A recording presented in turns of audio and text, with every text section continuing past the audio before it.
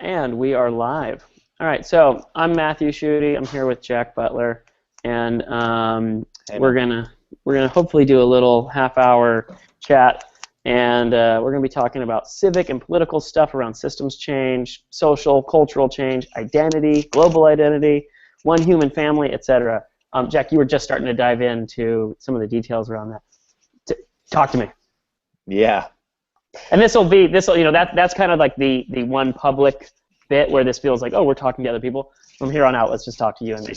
yeah, And right on. other people get to like look at this essentially. Yeah. Well, it seems to me that there is an increasingly emerging global identity that people experience, I experience, and um, part of that might be the sense that we are one human family, and we're part of one human family, and um, that could be evidenced by just the fact of how much you care about stuff that happens in other parts of the world. Like, I'm pretty staggered at the sort of things that people are engaging in, whether it's, you know, uh, giving part of their personal income to send, malaria nets to Africa, or just the huge level of NGO and social enterprise activity that's kind of geared towards the less fortunate, the poor, the developing world generally. It seems that a lot of people have that as part of their horizon and as part of their, I'm saying their identity. And I think that's a great thing. And I'm sort of curious that if that's the case, what implications that might have for how we want to do life together, and what sort of agreements we want to keep, and what sort of structures and institutions we might want to kind of honor that sense of identity, whilst also honoring all the other identities that we have and hold dearly. Whether that's family or community locally, or being part of San Francisco or the Bay Area, or the nation state. And yeah, I'm curious what your sense of that is. Sure. So as of late, I've been playing around with a concept that I don't know how long. It's definitely been a few years that I've been kind of thinking about things through this lens, but basically looking at organisms, looking at organizations Yes. as social organisms. And I think the first time I actually encountered that as a term was with a guy named Arthur Brock and his partner Eric Harris Braun. They have a project on the East Coast called Metacurrency, which is really interesting, and it's going to be diving into some of the things we'll probably get into later in the conversation. Right on. But looking at essentially treating organizations and looking at the way that they operate and the way that they function through the lens of biology. And so thinking them as literally as organisms, but as social organisms. And the question is, what are the boundaries of a social organism? Is that the legal boundary? Not really.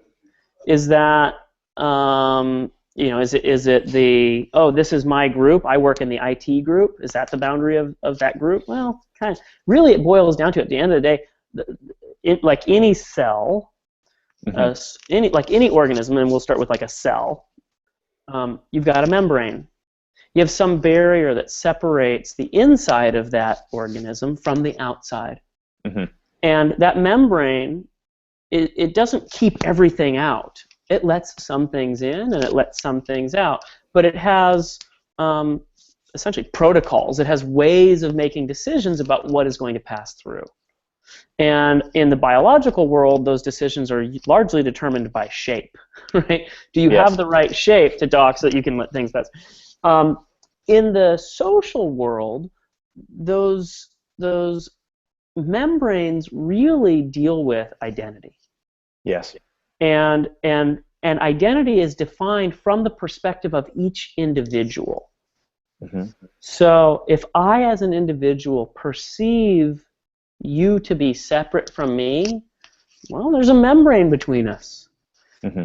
If we interact a whole bunch and I start to essentially gain benefit from you repeatedly, I will learn over time to see you and me as really more of a working unit. And you can think of it as the thickness of the membrane between us will decrease, in my mind, and there will build up a bit of a definition of you and I as we are one, essentially, and there will be a distinction between us as a group and the rest of humanity or the world or whatever. And these are basically mental models, but and in large extent, this stuff boils down in social groups to trust. I trust you. Yes. But the key sort of indicators or the things that influence those perceptions, I believe, have to do with pain and benefit. To the extent that when we interact, it yields benefit to me. It enables me to feel more comfortable with you. But if you do something that hurts me, that makes me keenly aware that you and I are somehow separate. That maybe I need to create some protection against myself, and those walls come up. Now, some of the interesting stuff there is what that means is these membranes are shifting constantly. And they aren't shifting on the basis of some legal structure or geography or anything else. They're shifting on the basis of perception. And so who counts as part of our community? Well, it could be the people in our little work group. It could be our organization as a whole. It might include some of our customers, maybe not all of our customers.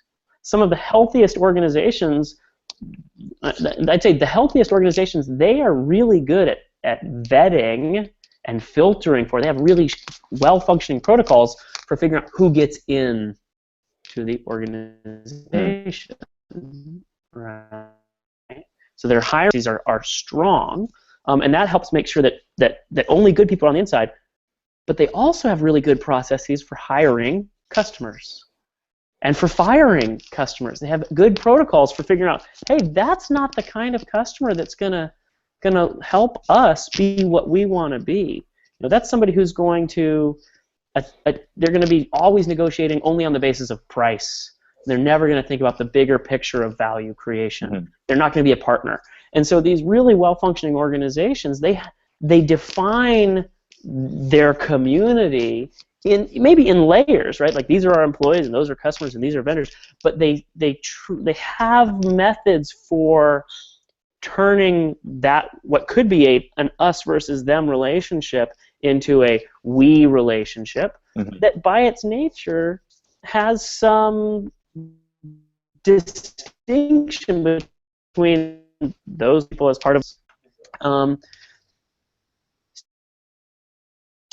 Oh, you just hung up a bit. Back to what you touched on in the larger sense of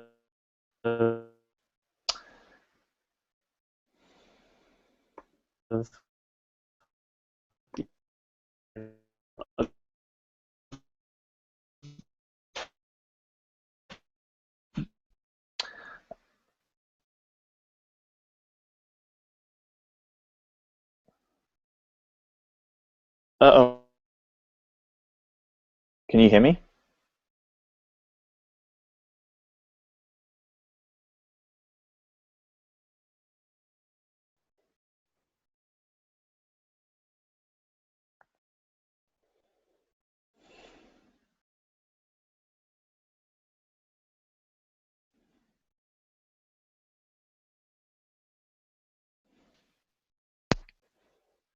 Yeah, can you hear me now? I can hear you now. See you. Okay. Yeah. Don't know what happened there. Okay. Sorry, interwebs, you broke. Okay, so but touching back on what you were saying about global identity. Yes. Right. That we are now living in a digitally connected world, and so we are communicating with people from across the globe, and we are increasingly perceiving them as part of us, right, and as related to us. Yes. And so our awareness of our relation to those others has increased, and because that awareness has increased, our perception has increased, and so us seeing them as within some boundary of we are connected, within some membrane, yes. is increasing. And yes. At one level, we are not capable of having everyone always be, on the inside. We will have these sort of layers of I do care what happens over there, but at some of that is less. I'm going to put less energy into something that's really, really far removed from me than I am into something that's closer. So we will still have prioritization. It may not be geographical necessarily. Yes. Do you think Uh, that's do you think that's like always the case?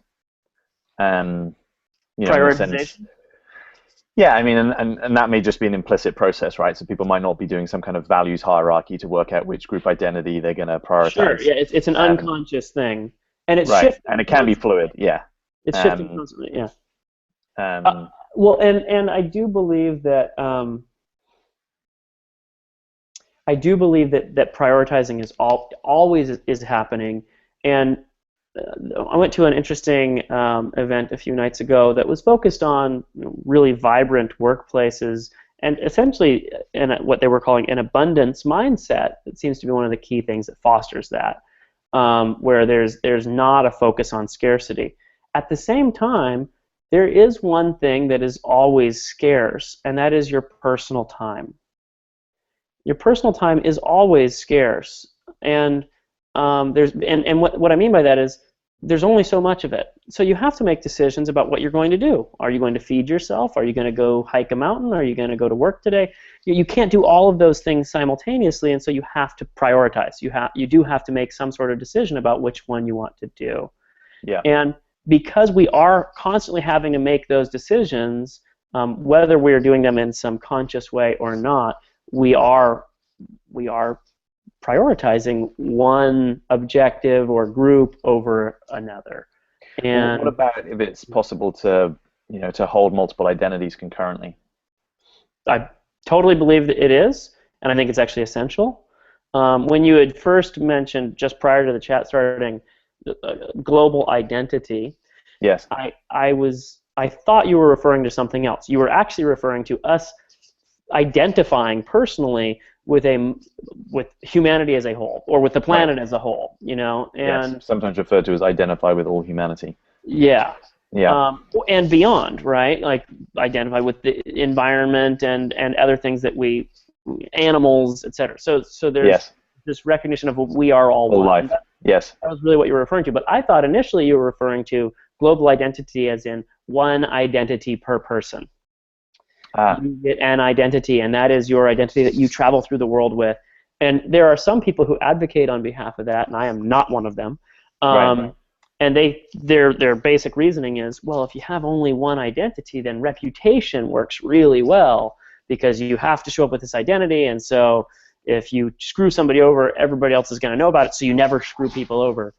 Mm. Um, the problem with that is, yes, it results in this transparent society. It's basically a surveillance society, and you get the results that you get in any totalitarian regime.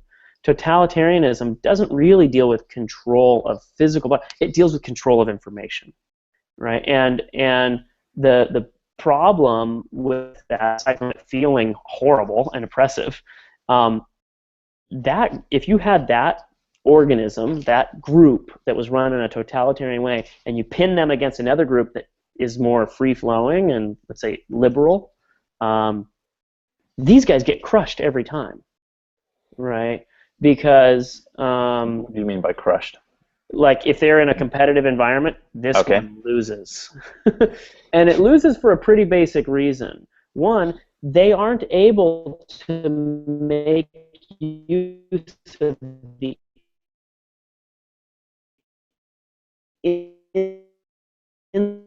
insights of all of theory to address all of Just the say that last bit concerns. again It's because not I lost you. sure. Centralized decision making loses to distributed decision making Ah, right on. at scale, and so that's basic liberal political theory. But at one level, there's a reasoning behind that, and that is the people within, let's say, the globe. We Yes. disagree, like I said before, we disagree about what's important. I think it's really important that I eat lunch today. I think it's also important that you eat lunch today, but I am less hell-bent on you eating lunch. I'm not going to go and follow up with you to make sure that you ate lunch, but I'm going to make sure that I eat lunch. And if I had a kid, I'd probably make sure that they ate lunch. And so Good. and you feel differently about this, right? You might be investing significantly more time into ensuring that you're going to have food not only today, tomorrow, and the next day. And though I do agree with you that that's important, it's less important to me. And so each of us, because we I'm losing you again. Hmm.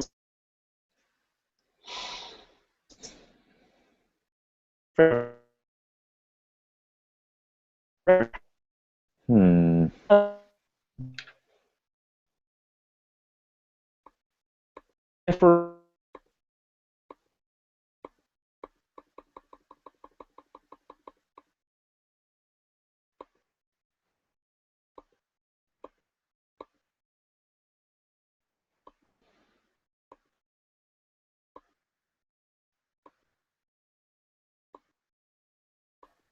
oh man, That wasn't good. no. Can you hear me now? I can't hear you now. Okay. Um, Sorry, man. Don't know what's going on. no, it doesn't seem. I mean, Wi-Fi seems strong and consistent here. I don't know if it's just a platform thing. Don't know. Anyway, long story short, the last thing I heard, you were talking about centralized versus decentralized. yeah, and the basic. I'm also curious how that relates to sort of. That seems to me a slightly different thing than identity. Sure. Well, unrelated.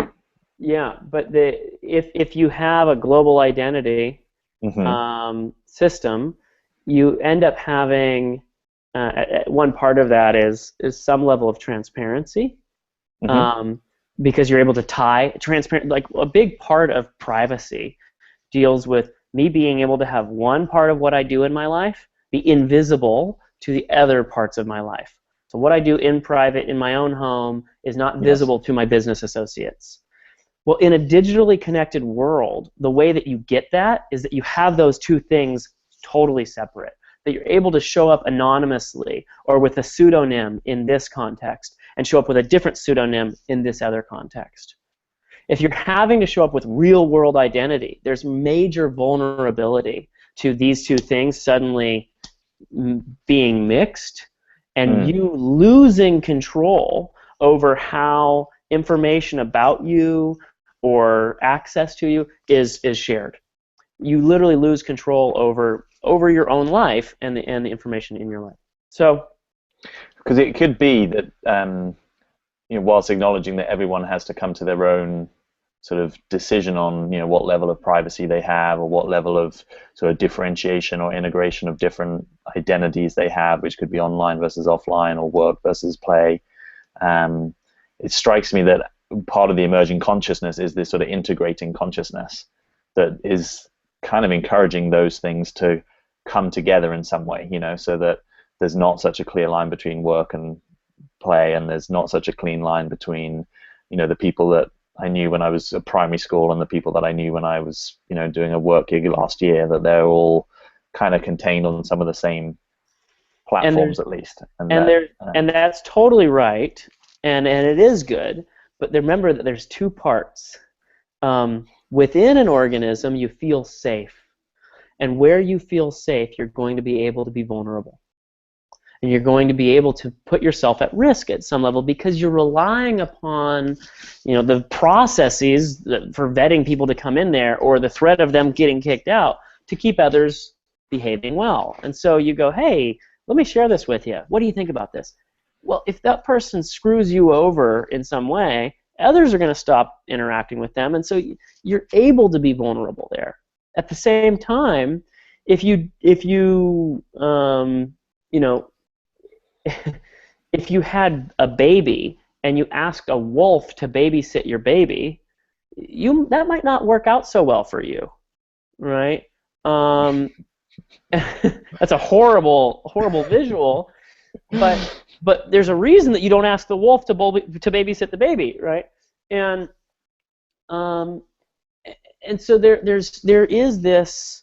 I have a friend who's 86, who's a political theorist, but also was in the military way back in the Korean Right. War, and he does a lot of thinking um, around this stuff. But he comes from an interesting lens, and part of the lens that he comes from is, hey, you have come up and been raised in an environment that was the most peaceful and the most prosperous of all of human history.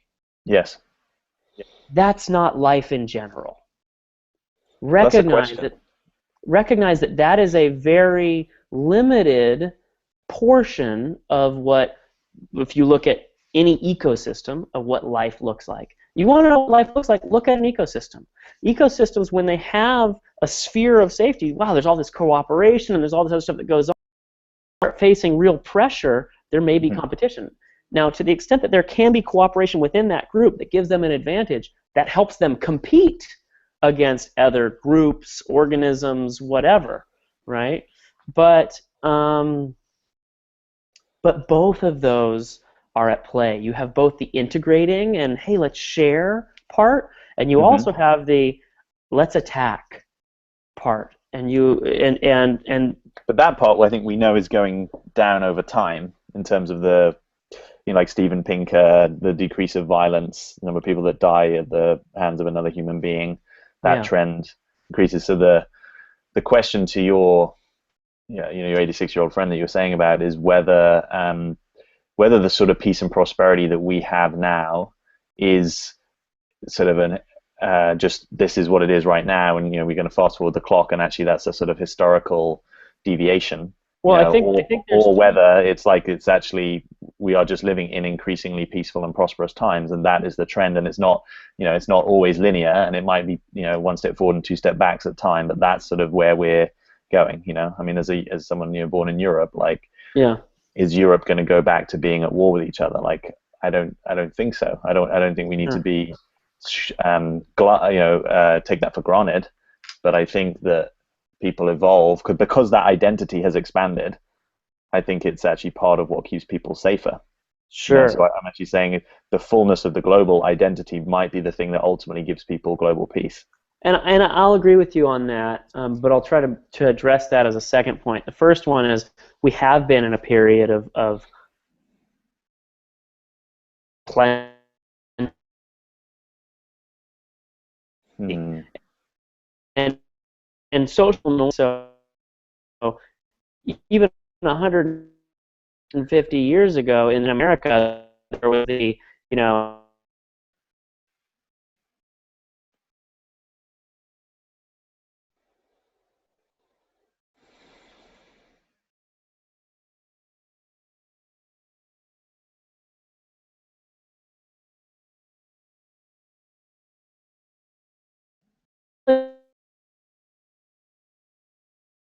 you see an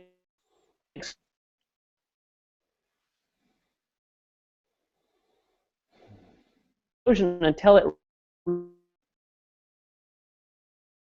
reaches the boundary, but it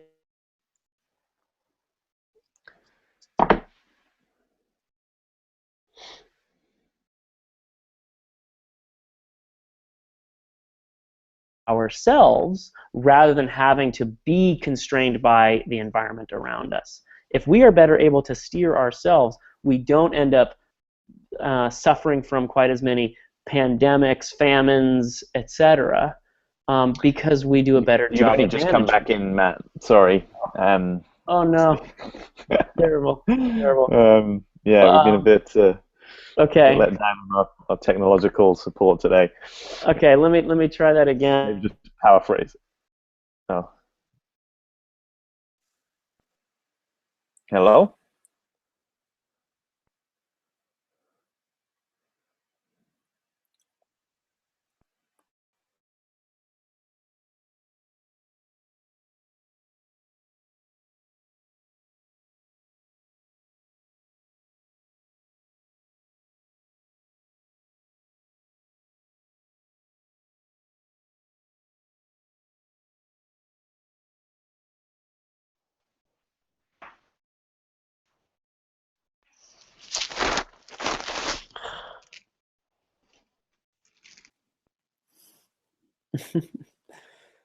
Dropped the call. Now I'm back on. Hey.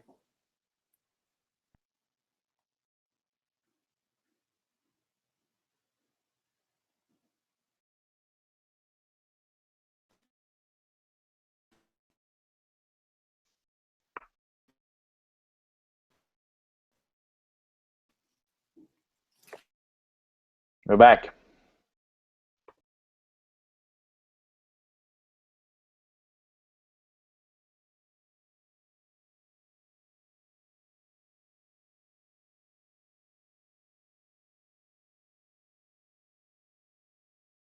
Matt?